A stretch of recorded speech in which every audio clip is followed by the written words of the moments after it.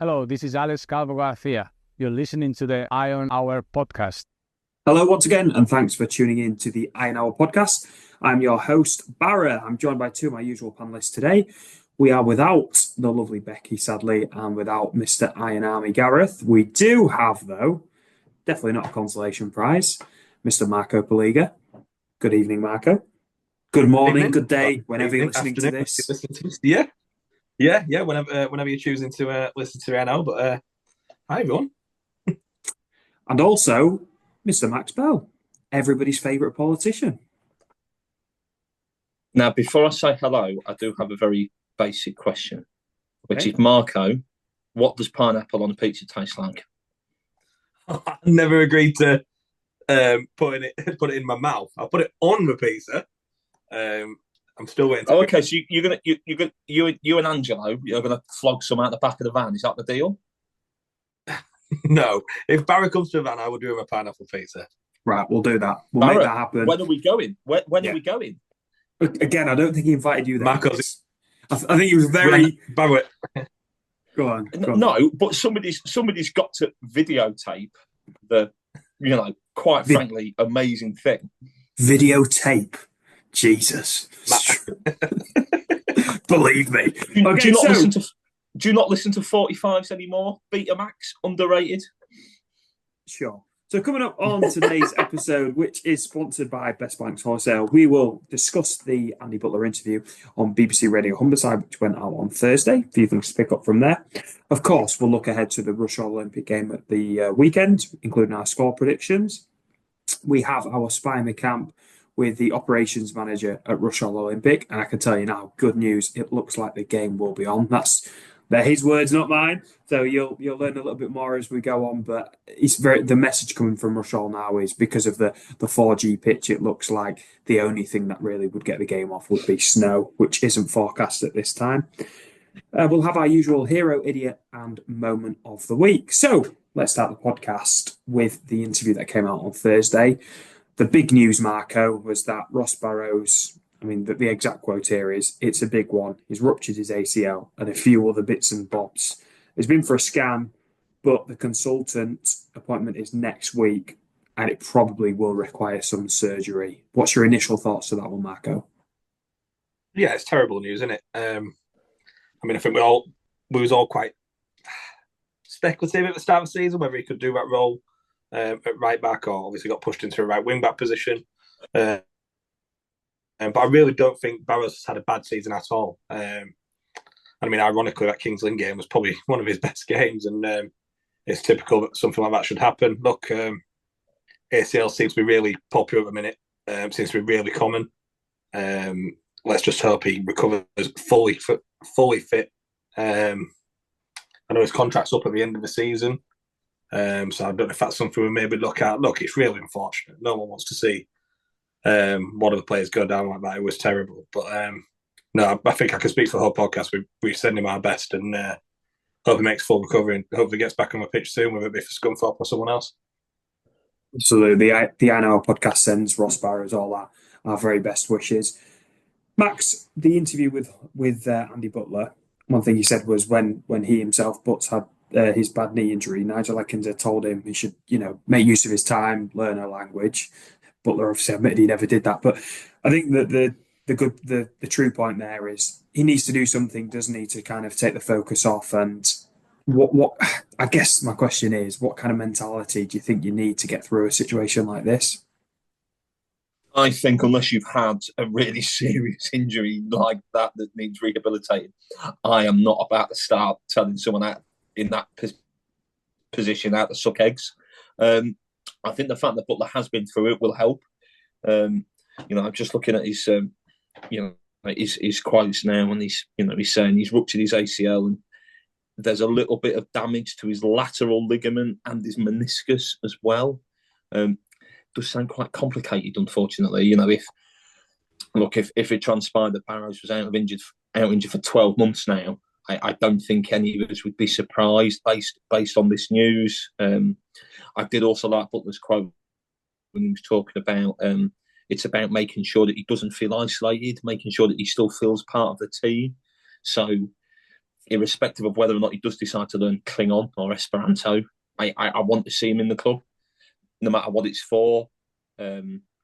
Look, psychologically, that's going to be tough.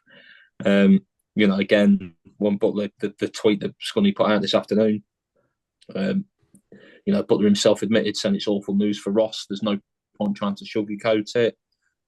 We will look after him. I hope that is true. Barrows is what? He's 26. This kind of injury, if someone was 36, I would be worried for their potentially not coming back from it. But Barrows at 26, I would back to come back from it. But I hope that Butler's own words, we will look after him, will include a new contract at the end of the season, because I think he deserves one. And I don't think you can blame Barrows for the injury, particularly the state of the pitch at the time. I'll ask both of you this same question. I'll go to you first, Marco. Butler's interview kind of alluded to the fact that a couple of people have been in training, one of them being a free agent and a couple that are affiliated with a club. So that would indicate we're looking at getting somebody on loan or that free agent. What kind of player, what kind of mould of player would you be looking at bringing in? Is there any particular style of players or any names that kind of stand out to you? Someone who can throw it really far. No, look, I think the situation's changed with how the team's changed in the last few weeks, going back to a back four. If you'd have asked me a few weeks ago where we was in that system of a five, I'd say somebody who is just as good as attacking as we are defending would be key. But in this four, they get a little bit more, not freedom, but you know where you're at, you know your role, you know your job role. So a good, solid right back doesn't need to be anything too fancy.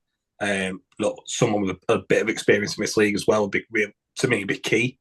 But yeah, look, it's what free agents are out there. If there's anything cheap, I can't see us spending money after the Beck signing. And look, we know the club is stretched at the minute. So yeah, someone a bit of experience at this level, but like I said, it doesn't have to be somebody bombing down the line unless we go back to that five where we probably would need someone with a bit more attacking sense. I thought that was quite interesting from Marco there, because the reason I say that is when I look at the types of fullbacks, wing-backs, whatever you want to call them, that Butler opts for, they are all of a similar mould. He does like that athletic, mobile player, doesn't he, in that position? It's kind of the only position, really, in my opinion, that bucks the trend of a typical Butler player. We've joked before, he likes height, he likes size, he likes all those things that make you a good, strong, solid team. But really, my opinion is at fullback backs, he looks for something a little bit different. He likes those athletic qualities. So, I mean, that links to Marco's point in terms of if you play with wing backs, your wing backs become incredibly important. They have to be athletic, they have to be creative, they have to have great cardio stats, they have to be up and down the pitch pretty much all 90 minutes, really. However, look, it's January, we're in the 6th tier, but the budget is, as Marco quite rightly said, has got restrictions on it in terms of additions. So, look, we'll get in the best quality right back that we can, I'm sure. I am less bothered about style. I think managers nowadays are often feel like that they have to have a vision for how football is played. They have to have an underlying philosophy at all costs. I'm a big believer that good players win your football matches. I always think about, when Gary Neville, ironically right back, talked about when he was at Manchester United, and he said, like, our philosophy was winning. We would play counter-attacking football when we needed to. We would play 4-4-2 or 4-3-3 when we needed to. We would play possession football when we needed to. We would play attacking long ball. So we would do whatever it took to win that game. So, look, if we've got right backs in the building, if we're going to be scouting, if we're going to be speaking to agents, to other clubs, let's go through the process. But I do think we need one. I just hope that whatever type of right back it is, it's the best one we can find. I'll chuck one in for the kind of player. I'm not saying this particular person, but this is the kind of player I'd like. Ryan Fallowfield at York, who's just kind of seen himself almost he's either second or third choice, really, depending on what your stance is now. With Felix kind of getting promoted into that right back position, I went to the Gainsborough game on Saturday, specifically, really, if I'm being honest, to have a look at Ryan Fallowfield, because he's always one player. No, you didn't. No, don't make yourself out to be a scam. Scunny weren't playing, so you went and watched the game. You could be honest about that. You're not cheating on your wife. Okay, so I'll tell you again. I'll tell it again. So no, I went with my friend on a scouting mission who knows a little bit about this, and we've gone to have a look at Ryan Fallowfield. And as I say, he was a player that was on my radar before the season started, and I think he's the kind of player I'd be looking at signing. As I say, circumstances might lean into that at the minute. If I was looking a little bit further afield, and it's caught my eye. How did he play against Gainsborough? Well, interestingly enough, he played as a centre-back in the first half, which was interesting because King played at full-back. And then in the second half, he was put at left-back. So I never actually got to see him in that right-back position, but it does show the versatility of the player. Yes, Marco? To be fair, that Fallowfield, I've been watching the league above quite closely. That Felix is some player. So I cannot see Fallowfield getting back in. I know he's just one player of a month again. And I don't think that's the first time. He does look a real talent. So I can see them, one, wanting to get players off the books, because we've also just signed Josh Stones for 350 grand in the National League, man. We paid 300 for Paddy. That makes sense. So, yeah, I do think they will have to lose some players off the books. So I can see the York players moving. Because the first thing I thought of was when we signed him, surely we can't keep Max Kuyar as well. But yeah. Well, my first thought was, does that mean Roberts is safe from York? With them bringing in a player like that and spending, You'd hope not. Look, I know Clayton Donaldson was at the Kings Lynn game. And look, there's probably only one person who's there to watch in it. Yeah. I was thinking when I saw that York had made that signing, do you remember those things on Facebook where it was like, Mark safe from? I thought that's Carl Roberts, Mark safe from York City. Yeah. Famous last words, maybe. Just for anybody who doesn't know Marco, obviously Clayton Donaldson. Who is he? What's his role? Involved with, so obviously, ex-Farsic manager. He's now involved with the York coaching staff. So probably scouting. I don't actually know his official job role, but I know he's at the game taking notes. I did try to shoo him off, telling him to piss off. He's not for sale. But yeah, he was better luck putting 2 and 2 together. But not your argument would be with Danny Whitehall, but I think they've got that Akinyemi who they paid big money for, Stones, and Ollie Pearce is the top scorer in the league, and he's flying. So look, we're not after a striker. I think the main one would have been Roberts, but like Barry says, hopefully that big signing has meant that the purse strings have had to be tightened. Just coming back to Fallowfield, there's one more point I wanted to make. The reason I said he's either second or third choice is because they've obviously got Jeff King as well, which would point to they've got that option. I can't see them letting King go out on loan, a player of that kind of quality. So Fallowfield would be the one that I would think would be available. And the fact that he's got that versatility, well, is it going to be Fallowfield? Probably not. He was just a player that's been on my radar, and that's the kind of player that I would be looking at. But again, someone of that ilk. Yeah, someone of that ilk. But what that would point to, Marco, is like a level of experience, and it doesn't sound like we're going to get that based on the money we spent on Beck, and as Max pointed out, based on realistic expectations of where we are this season, right? Yeah, no, 100%. The way you said, I think somebody with a lot of games under the belt in the non-league would be fantastic, but look, we can't be too picky at the moment, can we? No, definitely not.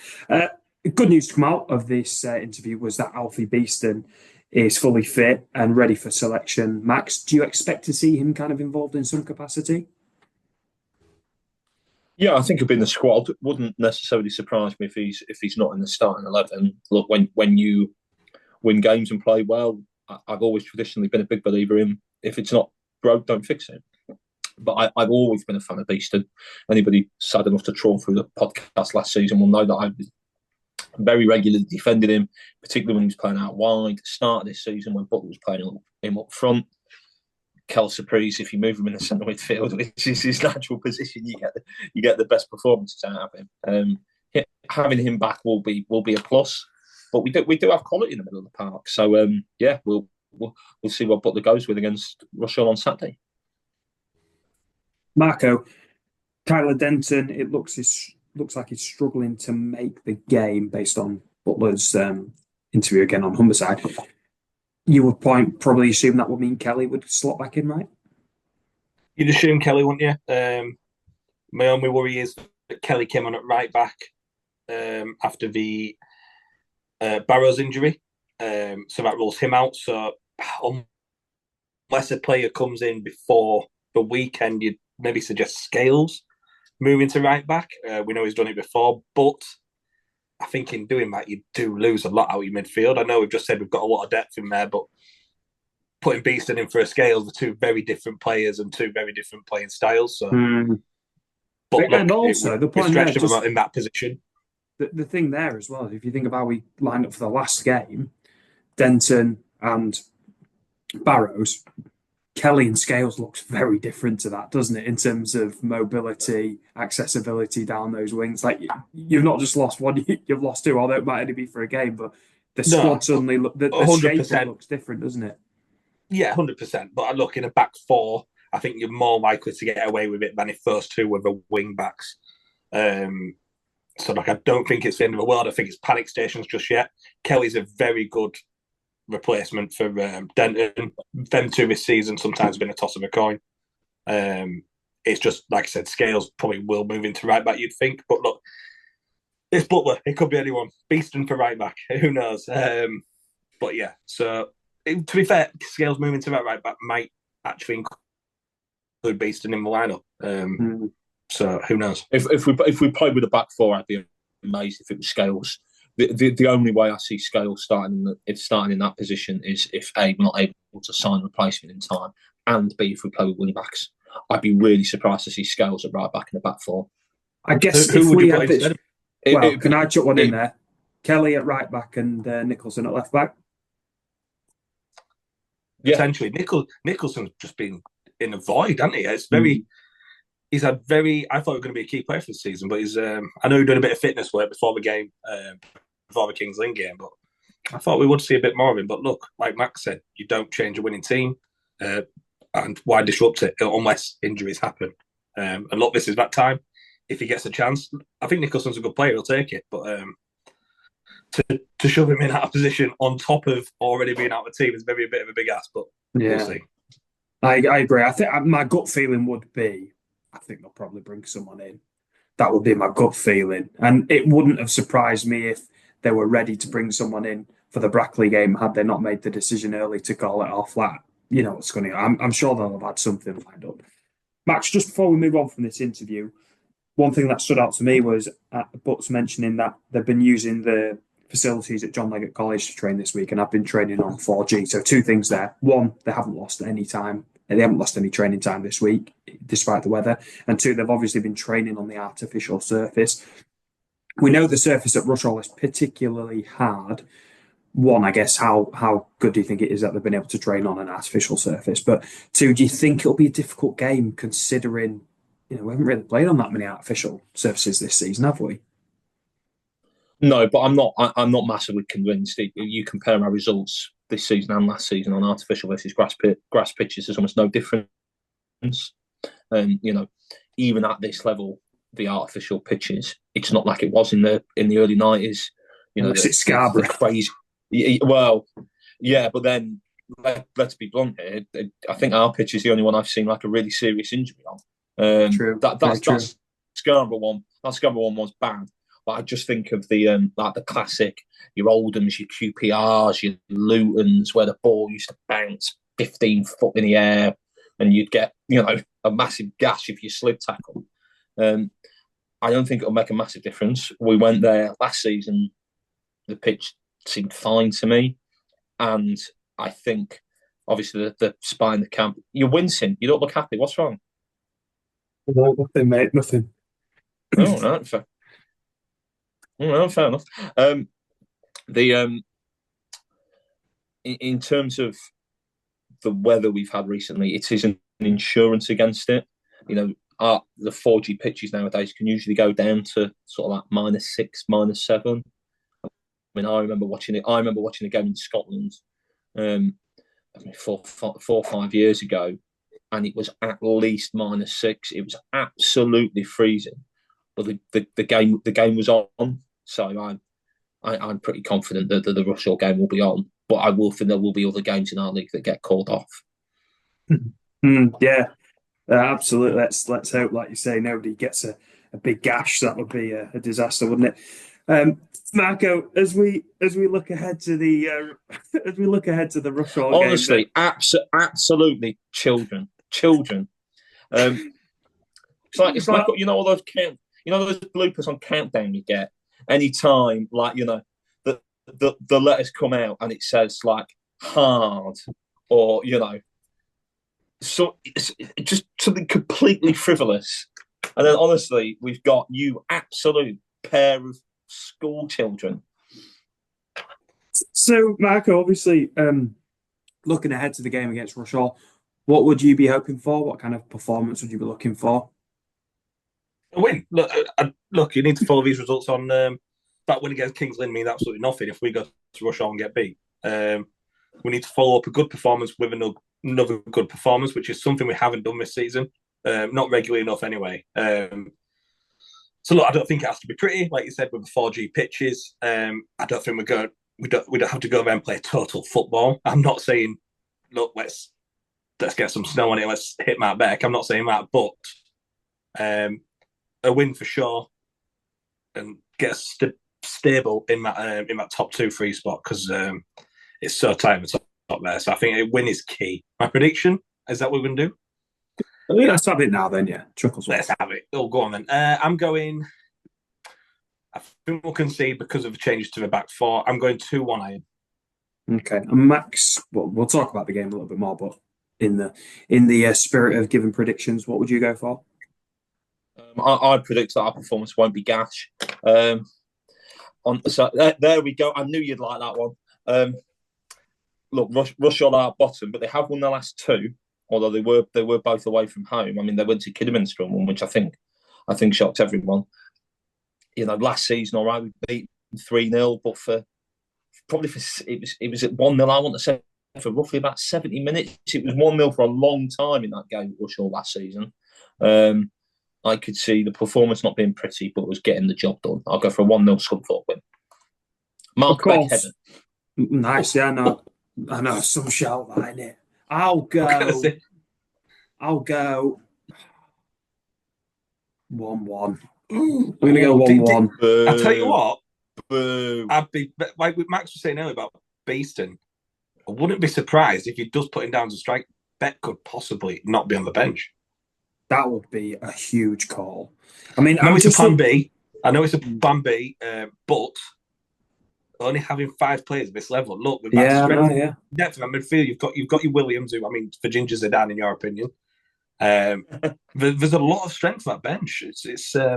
I think going away to somewhere like Rushall on a plastic pitch, they'll sit deep, they'll compact. I'd be amazed if Beck isn't on the bench, at least as a plan B for if we need to go long in the last 20 minutes. Yeah, I would agree with that. Do we want Beeston on a 4G pitch after an injury? Doesn't that frustrate you? I get that, but I feel like we're doing that every week with players. Like, we better hook him after 60 minutes, or we best not start him because it's not really. Sorry. The reason I think Beeston won't start isn't to do with the pitch. It's because he didn't start, and we've played well. So I think that's a completely legitimate selection decision. And then if it's 0-0, or if you're 3-0 up and you want to rest Roberts or whatever it is with 70 minutes gone, that's a selection decision. I wouldn't base whether or not I start Beeston on the state of the pitch, which, excuse me, I think is fine. The plastic pitches have moved on in quality in the last 15 to 20 years. I struggle to see where you'd fit Beeston in. I think that's the point, isn't it? I really do. Look, especially in this new shape, which it seems to be Clunan with 2 other centre midfielders. Look, there's a lot of Scales, Brogan, Williams. I mean, who am I missing? Who else plays centre mid on against Kings Lynn? Rowley. Name's gone. Rowley. Rowley was fantastic. And no, he said Rowley. Oh, sorry, yeah. Also, it's Fitzsimmons. I refuse. Yes, I knew we'd get Marco going on that. I know it's Fitzsimmons by the book, but in reality, it's Fitzsimmons, and I'll hear nothing different. Puliga? Is it Puliga or is it Puliga? It's Puliga. Rowley, King's game, we didn't actually mention it. He made an absolute massive tackle early on in the game in the centre of the park. Really did set the tempo. So I can see Rowley getting a little bit more game time, which I said it's only a good thing for competition for places because we know Beeston's got a lot of quality. What? Who do you think, Marco? Who do you think would be the midfield three then this week? After you've had your True Stella. In my opinion, I do think Scales will be a right back, unless we do bring someone in. If, say, in an ideal world, we bring a right back in, I think it'll be Scales, Clunan, and Rowley again. If Scales does move to right back, I can see him going for a physical route and possibly putting Brogan in there with those two rather than Beeston. I don't think Butler thinks Williams has a start in him. Yeah, well, that's what I was going to ask you. Just take away, obviously, the fact that I'm clearly impressed by Luke Williams. Just take that away. But what do you think? In what scenario does Luke Williams start a game? Because I think Max mentioned it a couple of pods ago. The perfect opportunity was the Alfreton game. Was it? No, he missed that one. Which game was it? Anyway, there was a game, perfect opportunity for him to start, and he didn't get the nod. So I guess you're right, Marco. Like, is there a world in which Luke Williams is starting a significant amount of games for us, or even just like one or two? Possibly not. Look, Max mentioned it's going to be a really physical game. They'll sit deep. Butler seems to favour like we said earlier, a physical, not just taller, but a physical player in the centre of the park. Look, I do think it'll be Scales, Clunan, and Rowley, but I do think he seems Williams as an impact player at the minute. And look, we know he's had his fitness issues, whether that's got anything to do with it. Because it's certainly not a quality reason. Because look, when he has played in little cameos, 20, 30 minutes off the bench, he's looked really good. And it would be really good to see him in a 90-minute scenario, well, even 60, 70. And just seeing if he can do that from the beginning. Because obviously, he can unlock the defences. If it's two banks of four, team's playing a lower block. Luke Williams could obviously have the key to unlock that. But you do lose that defensive side, Williams, because you feel like, I know you're convinced he's the new number 8 now, but I do think he's one of those players that wants to go forward, as similar to Beeston. I don't think you can have a player like that with Clunan and Rowley too. No, I think, again, maybe we disagree here, but Max, but I think Rowley's been he's got in good areas actually when he's had the ball. I feel like he's taken us forward, he's moved us from that defensive quarter and got us into good attacking positions. Were you asking me or Marco? You just speak, sir. Okay, I'll speak. I agree with you, but it's horses for courses. Play the best team based on the performances that you've had put in front of you in the last few weeks. I don't think Butler will want to make a number of changes unnecessarily, particularly if there's disruption in the fullback areas. So we'll just have to wait and see. But fundamentally, Rushall at bottom and we are thirds. Whatever side we put out needs and should be able to go there and get 3 points by hook or by crook. Yeah, right. Just before we move on to our spy in the camp, Ross Barrows has put a statement out in the time that we've been recording this. So I'll just read this out. He's put this out on social media and it says, "Heartbroken to share that my season has come to an early end due to a ruptured ACL and a meniscus tear. The road to recovery will be long and challenging, but I'm ready to face it head on. This is just another chapter waiting to be written in my story. While I recover, I'll be supporting the lads every step of the way to achieve the promotion we all want. Thank you from the bottom of my heart to everyone who has reached out with love and support. It truly means the world to me. Back soon, Roscoe." So it's a bit of a dampener on things. I guess we've already discussed it, but I don't know, reading those words, Marco, it kind of just bring it home a little bit, doesn't it? There's a real person. Yeah, and look, he's got Scunthorpe at his heart. Look, let's just hope at the end of the season there's a trophy on that pitch and Ross Barrows can have it on the pitch with the lads. I think that'd be really fitting. And like I said, now it's just a case of him getting back on his feet. It'll be a lengthy process, but like I said, that statement, it does hit home. It's like you said, with normal people, it's you and me. It's someone with Scunthorpe at their heart, and like I said, we've said it before. We do wish them our best, and it's a good statement. Okay, let's move on then, and we'll have our spy in the camp. I'm joined this week on the Iron Hour podcast by the operations manager at Rushall Olympic. It's Finn Dealey-Brewer. How are you doing, Finn? I'm good, mate. Thank you very much for having me on. Appreciate it. No, thanks for coming on. Let's get a bit of an insight then into Rushall Olympic and what it's been like this season. You currently sit bottom of the league, but that's not the full story, is it?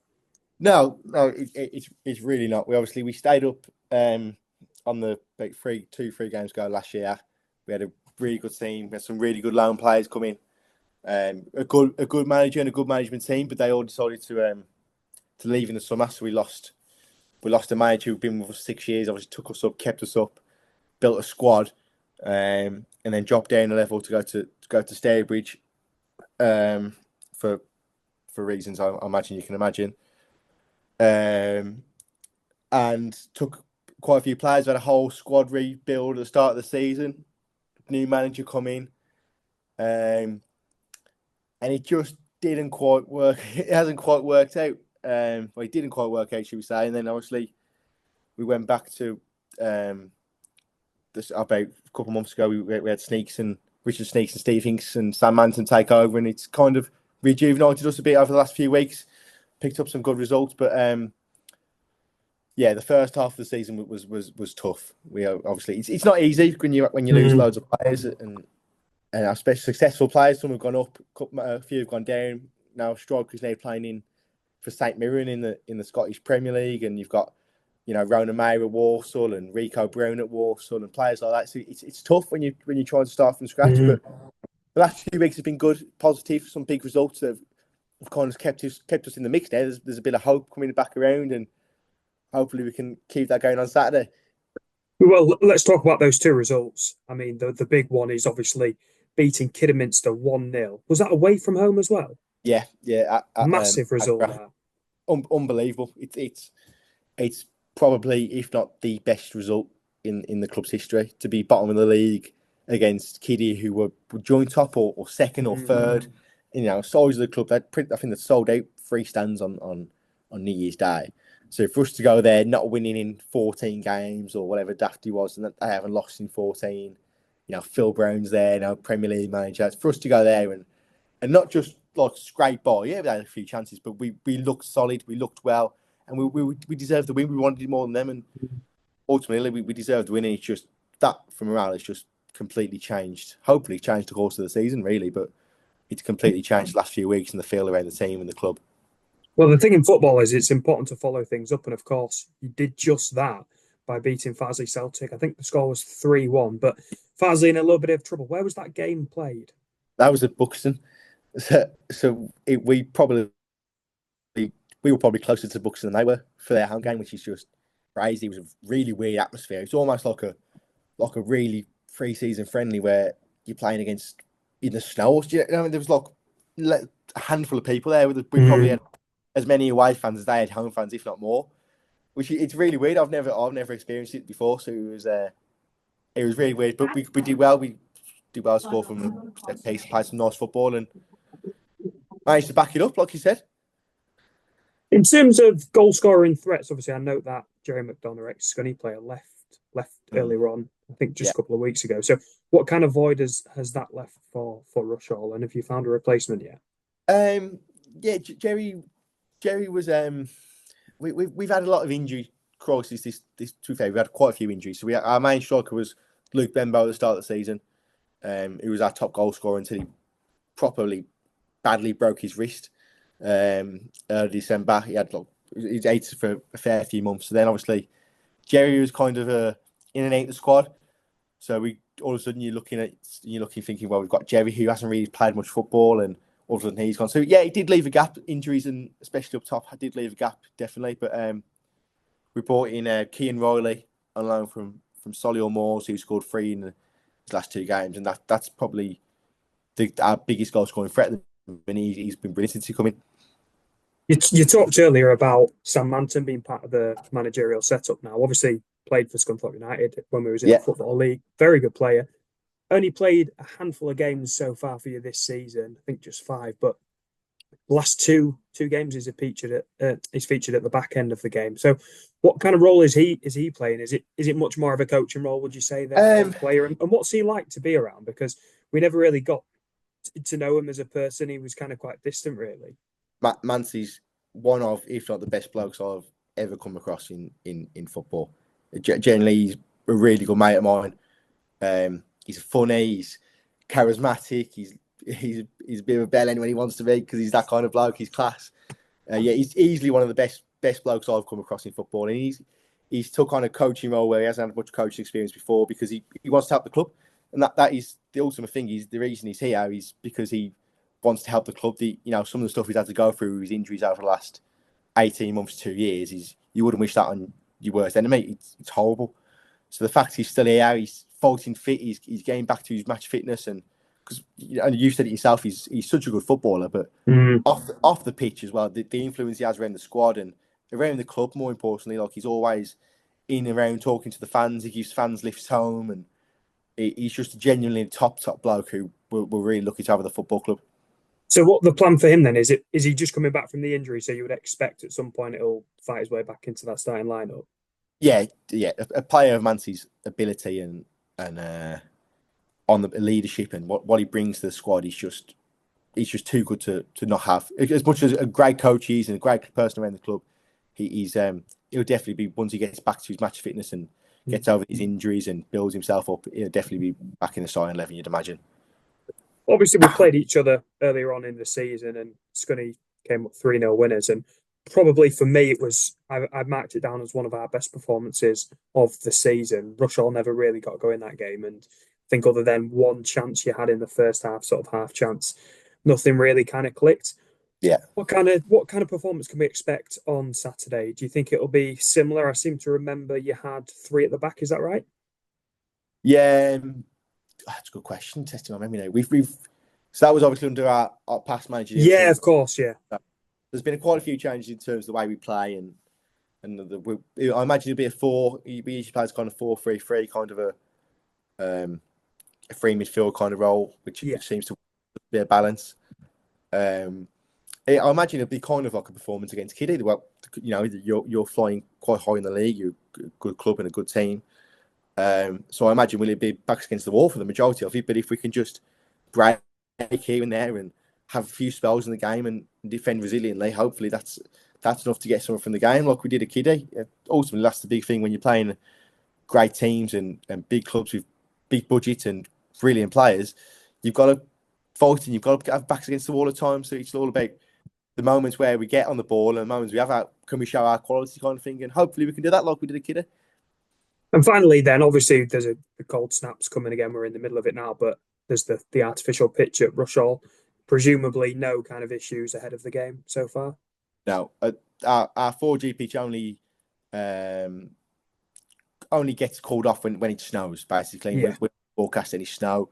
With there's no issues coming up about anything. We're looking forward to having all the fans in. Obviously, the ticket sales are going really well, which is massive for us. We love hosting yourselves in Kidderminster and Boston last season, Hereford and Don, the big clubs. We love hosting it. We don't. Hopefully, we're monitoring it, but hopefully we won't have to segregate. Which I think would be nice for you fans to come in, and we want to give Scunthorpe the real taste of Rushall and show you what we are as a club. And I think if we're segregating, it just makes it a bit more tribal, and it doesn't quite work, and you don't get to see the whole of Rushall Olympic and what we are as a football club, because we are quite unique. We like to feel. So hopefully we'll keep an eye on it, but 6 hours are going well, and hopefully we won't have to segregate, and you can all come in and have a beer with us all in the clubhouse at full time and before the game, and enjoy what will be a hardly battled match on the pitch, but off it, nice and friendly, and have a good time on the football. Well, mine's a Diet Coke, Finn. Before you go, do you want to hit us up with a score prediction for the weekend? Oh Jesus, that's. I'm gonna be positive. I'm gonna say 2-1 us. 2-1 us. You'd say that, wouldn't you? 3 consecutive victories, unheard of. Oh, it'd be unbelievable. I'd say I want to be at the bar till midnight. Cheers. Thanks very much for your time, Finn. Thanks for having me on, guys. Appreciate it. Well, that was interesting. The thoughts there of Finn, the operations manager at Rushall Olympic. As we mentioned earlier, great stuff that the game, touch wood, looks to be going ahead on Saturday. Max, just a quick one. Obviously, you mentioned there about Sam Manton being part of the coaching setup, and we discussed the fact that he'd worked his way back into recent games coming back from that injury. A club like Rushall, probably it's key, isn't it, to have someone like Sam Manton kicking about? Yeah, he offers a lot of experience, particularly in what is a very important role at any level in the middle of the park. There is a player who I think, were it not for his injury record, would still be playing at a higher level. But he's obviously local to the parish. I believe he's had time at Walsall as well, just up the road from Rushall. So I'm sure on the training ground he's setting a good example to the players. I know it's not been an easy season for them, but it's phenomenal that they're at this level. I still think of when we went there last season, and they were openly admitting to us that it was the first game ever that they had to do segregation. They didn't have an away specific turnstile. It was just sort of a gravel area where they had a couple of volunteers. I think one of their directors was openly admitting that they basically got promoted by accident. They had to get 3 Portaloos just for that game. They had to borrow Walsall stewards. And look, at this level, particularly if clubs are getting promoted up to it for the first time, it's a challenge for what is often a very, very part-time operation, what is often a very volunteer-led and community-orientated operation. So they've earned the right to be here. We'll have to take the game very seriously. We'll have to play well, because if we don't, they'll do to us what they did to Kidderminster, and that's beat us. And just touching on that, obviously Finn mentioned there they haven't yet made a decision. It sounds like whether it will be segregated. They were kind of leaving it as late as they could in terms of the ticket sales was the vibe I was picking up, and definitely their intention was to not have it segregated if they could get away with it. So that's interesting for me because that'd be cheaper. That'd be cheaper and easier, won't it? Yeah. Let's not beat about the bush. Yeah. I don't blame them for that fact. And the only game we had last season that wasn't segregated was Farsley, because Farsley went, right, there's going to be 5 times as many away fans. Let's just take the money. Thank you very much. And let's be honest, Max, we end up segregating yourselves, don't you? Yeah, no, they do. In that, like the Farsley fans congregated in the main stand on the right hand side as you come in. Quite a few Scunthorpe fans moved from near the ground entrance to around the other side when we were attacking that end in the second half. And apart from one clown at half time, he clearly had too much to drink. I didn't see any trouble at Farsley, really. This isn't the Istanbul derby. It's not the Old Firm, is it? It's Scunthorpe versus Rushall in the National League North. So whatever decision they make, I'm sure it'll be fine. Selfishly, hopefully we come away with the 3 points. Last one on the game, Marco. Again, Finn mentioning there about Jerry McDonough moving on to Alfreton, and possibly it leaves a little bit of a gap which they're yet to replace. Sounds like goals haven't been that easy to come by this season. Obviously, they've had some great results in the last 2 games, but if we can keep them at bay, you would think just a goal or 2 would probably nick it, wouldn't it? Yeah, you'd hope so. But like I said earlier, with our back four, there's every chance of maybe conceding just because of we've possibly been unsettled with injuries and obviously having to move stuff around.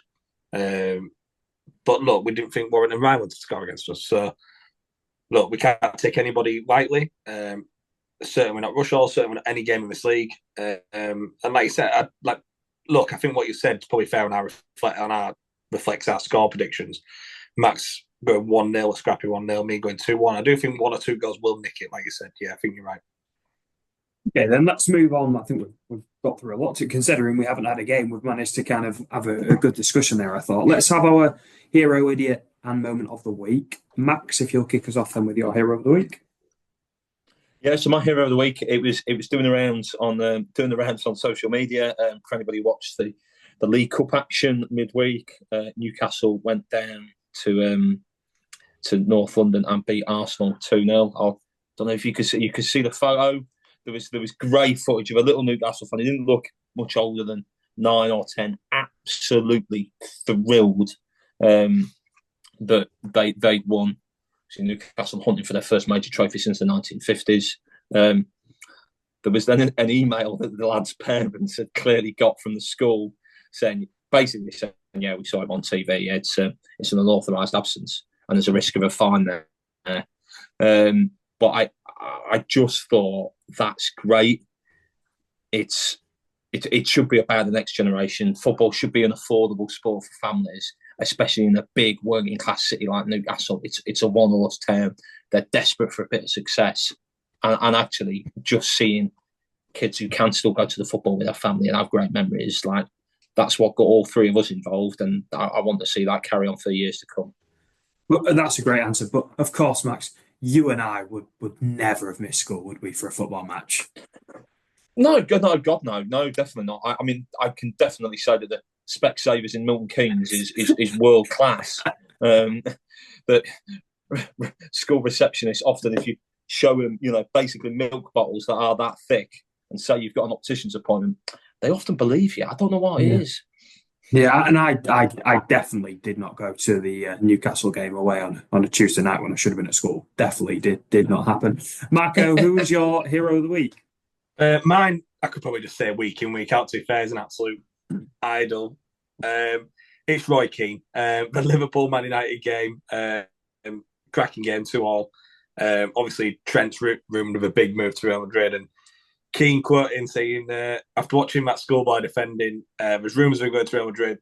That boy's going to Tranmere after that.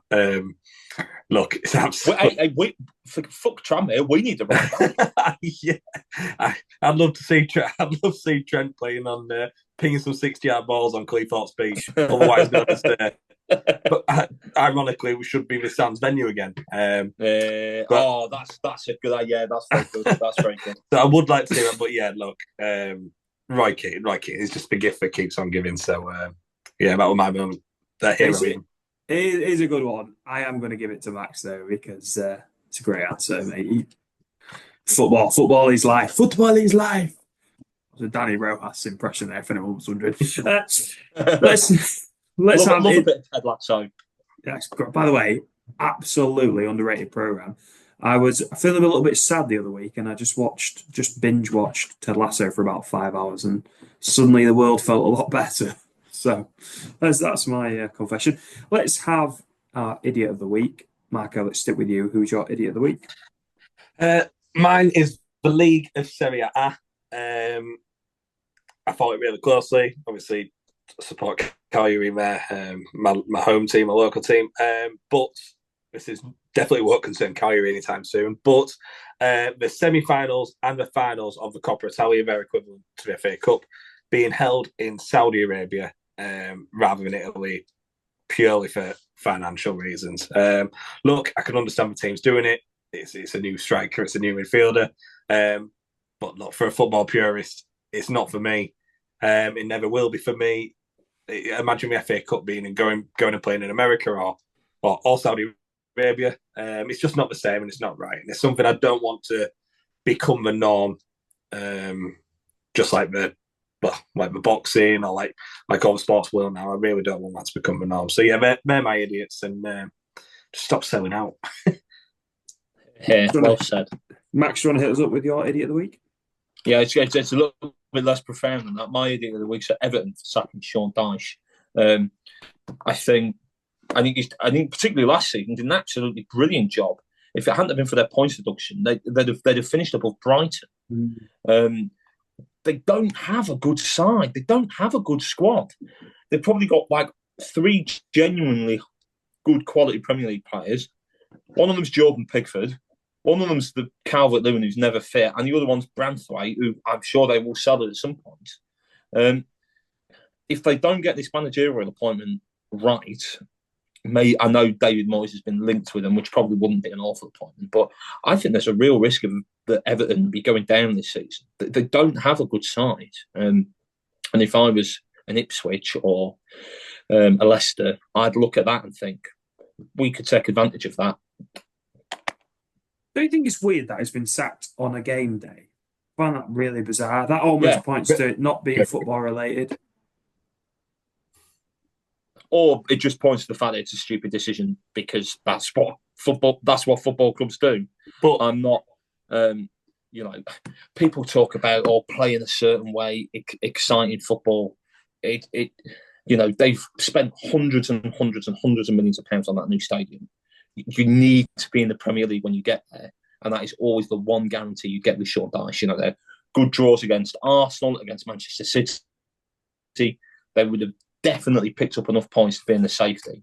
No, but do you want to lose a couple of games 3-2 and play exciting football? Baffling decision. Baffling.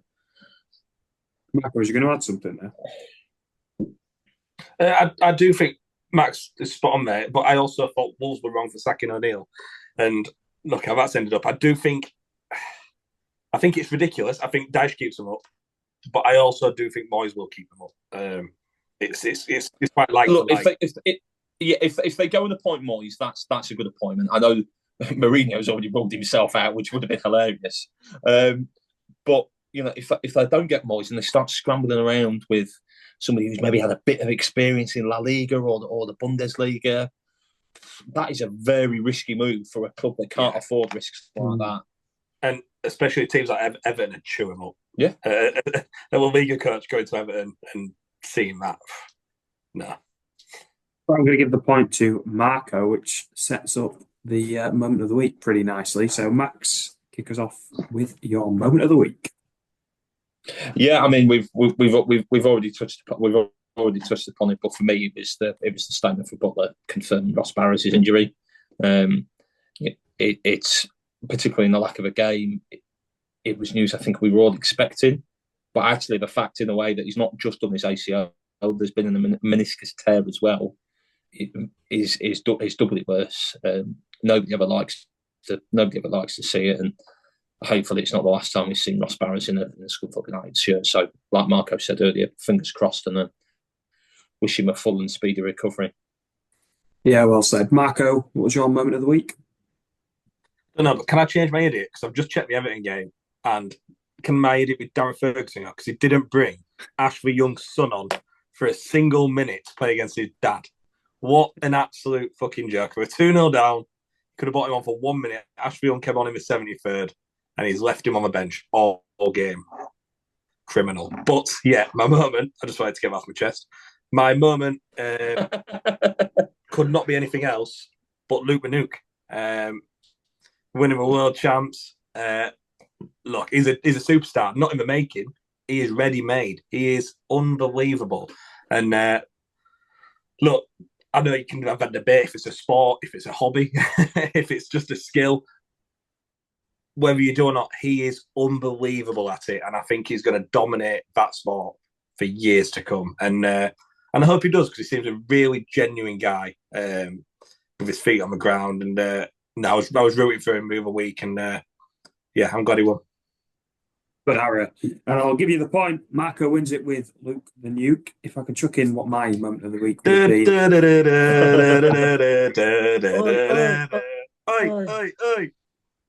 My moment of the week would have been York City getting dumped out of the FA Trophy at the hands of Gainsborough. As you mentioned earlier, was at that game. A couple of players stood out. I thought Dan Batty looked unbelievable in that midfield. I know he's probably way above what we could hope to acquire even next season if we go up. But what a player he is, by the way. Unbelievable talent. And what a fantastic result for ex-Scunny manager and obviously friend of the podcast, Russ Wilcox. An unbelievable. And they could go all the way looking at the draw they've got. It's real potential. It's kind of opening up for them. So massive congratulations to Gainsborough Trinity on progressing to the next round of the FA Trophy, and let's hope they go all the way. I think we'd all go to Wembley. And one thing I particularly liked was obviously their winning goal was scored by Declan Howe, whose brother Callum is ex-Scunthorpe United and plays for York. So an awkward, hopefully it was an awkward Saturday night in the Howe household. Well, I'll be honest. Rory Watson should have saved it. He'd be really disappointed with himself. He would, but I would say in fairness, he made a couple of other really good saves during the game. He did, yeah. I'm not sure that Watson was the difference between them winning that game and not. Really good payday for Gainsborough. Big shout out to Ross, and also his assistant Kevin Pressman. He spent a long time on the coaching staff at Scunny as well. So a very experienced duo, and they're doing really good work at Gainsborough. Fantastic stuff. So once again, thank you for tuning in to the INL podcast. Like I say, we didn't even have a game to review this week, but still managed to get through an hour of talking utter nonsense. So thank you for staying tuned if you've made it this far. And we'll see you next week when Marco, I can now reveal, I'm working on something, a special treat for Iron fans. I can't say what. That's all I'm going to say. It's a good one. I've heard rumours, and if they're true, it's a banger. Listen, all I'll say is that same friend who, yes, Max, I did go on a scouting mission with, he continues to deliver. God, does he deliver. Just pulls he that from nowhere, mate. He's like got a list longer than...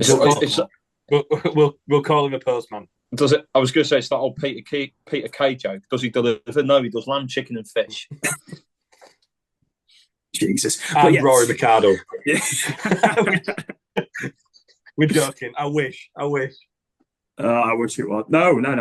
Listen, I'm not going to say more. All I'm saying is stay tuned next week because there might be a little... If it's any consolation, listeners, viewers, I haven't got a clue what I'm on about. So, yeah, that'll be fun. And the reason for that is how shite we are.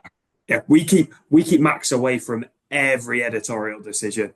Firmly lands way out of his wheelhouse. Let's keep him away. Apart from when Baron needs something spell checking, and then suddenly I become really important. And Marco, see, he didn't even have a response to that. And Marco, if only he brought, me and you into discussions with his hairdresser, then the world would be a better place. Hang on. Yeah, Barrett, and that's from the bald and the ginger. I think at some point we just got just leave it. You'd think so, wouldn't you? But you would think not so. Not yet. It turns out not yet. Right. Thank you for tuning in to the INL podcast, and we'll catch you next week up the iron.